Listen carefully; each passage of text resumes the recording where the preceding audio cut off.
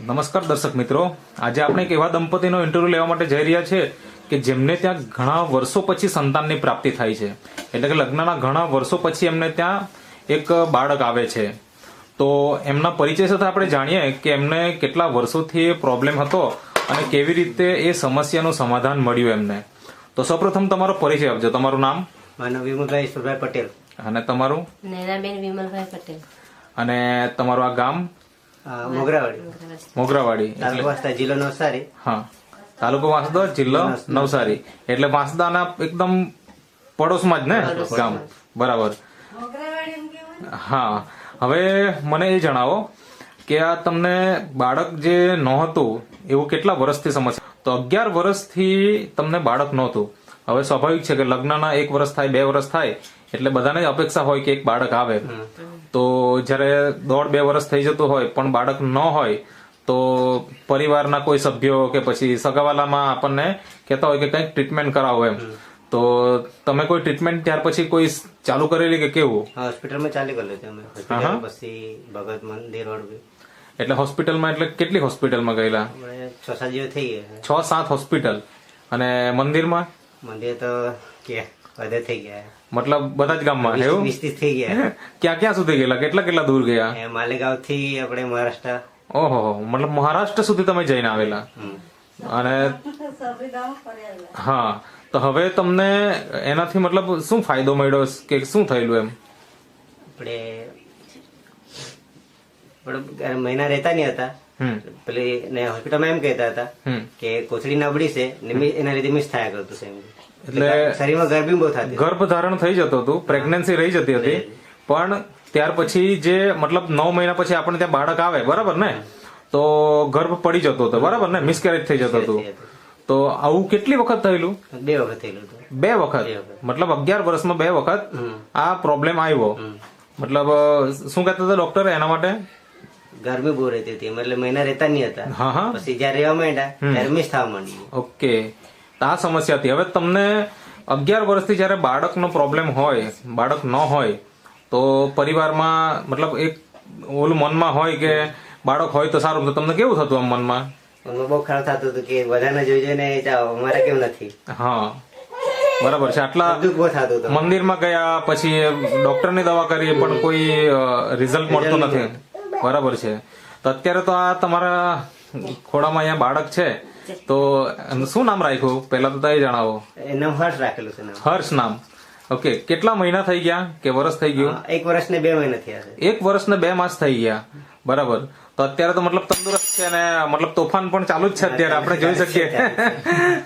શાંતિથી નથી બેસી શકતા. તો મતલબ બહુ સારું બાળક છે. તો હવે તમને મતલબ કેવી ખુશી થાય ખરી? બહુ ખુશી થાય મને. મતલબ જે 11 વર્ષ જૂનું જે મતલબ આપણને દુઃખ લાગતું હતું કે ભાઈ મારા ઘરે પણ બાળક હોય તો સારું, તો એ ખુશી આજે તમને મળી ગઈ. બરાબર ને? તો આજે ખુશી મળી તો એ શું તમે વાપર્યું કે શું ટ્રીટમેન્ટ કરી એની વિશે થોડીક માહિતી આપો. આપણે આ નેટસપના પ્રોડક્ટ વાપરેલા હતા. ઓકે, આ નેટસપની આ જે પ્રોડક્ટ છે નેચરામોર, જે વેનીલા ફ્લેવર જે ભાઈઓ માટે હોય છે, ત્યાર પછી આ નેચરામોર ફોર વુમન જે બહેનો માટે હોય છે, અને એની સાથે સાથે બીજું શું વાપરેલું હતું? આ કેપ્સ્યુલ છે અલગ અલગ, જેમાં આ એક વુમન વેલનેસ છે, ન્યુટ્રી લીવર છે, અને ઇઝી ડેટોક્સ છે, અને મેન્સ વેલનેસ. આટલી પ્રોડક્ટ તમે નિયમિત વાપરી. તો મને જણાવશો કે તમે કેટલા મહિના વાપરી અને રિઝલ્ટ તમને મળ્યું પ્રેગ્નન્સીનું? આપણે પહેલા મહિને વાપરી, બીજા વર્ષે રિઝલ્ટ મળી ગયેલું હતું. મતલબ બીજા મહિને મળી ગયું? હા, એટલે 1 મહિનામાં પૂરી થઈ અને બીજા મહિને શરૂઆત કરી અને રિઝલ્ટ મળી ગયું. બરાબર છે. તો ત્યાર પછી તમે કન્ટિન્યુ કર્યું કે બંધ કરી દીધેલું? 8 મહિના લગી કન્ટિન્યુ હતું. 8 મહિના સુધી રેગ્યુલર વાપર્યું. બરાબર. તો એનાથી ફાયદો શું થયો તમને બેન? તમે બોલી શકો. કારણ કે ઘણી બધી બહેનોને કેવું હોય કે પ્રેગ્નન્સી દરમિયાન ચક્કર આવવા, કમજોરી રહેવી, આવું ઘણું બધું પ્રોબ્લેમ આવતો હોય. તો તમને એવું પ્રેગ્નન્સી દરમિયાન કઈ પ્રોબ્લેમ આવેલા ખરા નાના મોટા? વોમિટ થતી? એ તો નોર્મલ કહેવાય. બીજું કોઈ ચક્કર આવવું ને? ઓકે. હા, મતલબ જે વધારે પડતી તકલીફ નહોતી, થોડી સેજ તો નાની મોટી તો કોઈને પણ હોય, એ નોર્મલ કહેવાય. બરાબર ને? તો તમે 8 મહિના સુધી વાપર્યું તો મને જણાવશો કે ડિલિવરી વખતે કેવું નોર્મલ ડિલિવરી હતી કે નોર્મલ ડિલિવરી? તો એ પણ આજના સમયમાં તો ખરેખર નોર્મલ ડિલિવરી થવી એટલે અશક્ય જેવું હોય છે. તો આ પણ એક બહુ સારું રિઝલ્ટ કહેવાય. અને આજે આ બાળકનો મતલબ 1 વર્ષ અને 2 માસ થઈ ગયા, એટલે કે ટોટલ 14 મહિના થઈ ગયા અને બાળક એકદમ તંદુરસ્ત છે. અને તમે આ જોઈ શકો છો, શાંતિથી બેસતો નથી. બરાબર ને? હર્ષ નામ છે ને? હા, તો તમને આ જે પ્રોડક્ટ છે નેટસફ કંપનીની, હવે આ તો કોઈ દવા નથી સ્પેશિયલ પ્રેગ્નન્સી માટેની, પણ તમારા જેવા ઘણા બધા દંપતીઓ વાપરી અને વાપર્યા પછીથી એમને રિઝલ્ટ મળી ગયું એટલે લોકો આજે દવા તરીકે ઓળખે છે. બાકી આ એક ખોરાક છે, એક ન્યુટ્રાસ્યુટિકલ કહેવાય, એક ફૂડ સપ્લિમેન્ટ કહેવાય. બરાબર ને? જે વાપર્યા પછીથી આપણા શરીરની અંદર જે કઈ ઉણપ હોય એ દૂર થઈ જાય અને એના કારણે આપણે ત્યાં આવા રિઝલ્ટો મળે છે. તો સૌપ્રથમ એની માહિતી કોના મારફતે મળી? આપણે મેં વિડીયો જોયો હતો યુટ્યુબ પર. હા, તો શરૂઆત જયારે એમણે મતલબ માહિતી આપી ત્યારે તમને પૂરો આત્મવિશ્વાસ આવી ગયો કે થોડી મનમાં આશંકા હતી? શંકા હતી. મને કોઈ બી દવા કરે તો આશંકા તો રહે. હા, બરાબર છે. 11 વર્ષ થઈ ગયા હોય લગ્નના અને બાળક ન હોય તો સ્વાભાવિક છે કે થોડીક શંકા તો હોય, પણ 1-1.5 મહિના વાપરીને રિઝલ્ટ મળી જાય તો પછી હવે કોઈ શંકા છે જ નહીં. બરાબર ને? મતલબ જે યુટ્યુબ પર વિડીયો જોવાના મળે છે એ સાચા વિડીયો છે, ખોટા વિડીયો નથી. બરાબર ને? ઓકે, તો તમે જે ઇન્ટરવ્યુ આપ્યો તે બદલ તમારો ખૂબ ખૂબ આભાર. પણ એક વાત હું જાણવા માંગીશ કે આ 11 વર્ષ દરમિયાન તમે ખર્ચો કેટલો કરેલો? 2 થી 3 લાખ ના આસપાસ. આશરે અંદાજે? અંદાજે.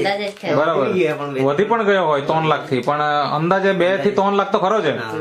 બરાબર છે. ને અહીંયા કેટલો ખર્ચો કર્યો નેટસફ ની આ પ્રોડક્ટ વાપરી? આપણે 12,000 જેવું થઈ ગયું. બરાબર. 12,000 ક્યાં અને 2 લાખ થી વધારે ક્યાં એમ? તો આ જ છે ડિફરન્સ. અને રિઝલ્ટ મળી ગયું છે એ બહુ મોટી વાત છે. બરાબર ને? તો તમારું જીવન સુખમય રહે એવી શુભેચ્છા સાથે આપણે આ ઇન્ટરવ્યુ ક્લોઝ કરીએ છીએ. Thank you.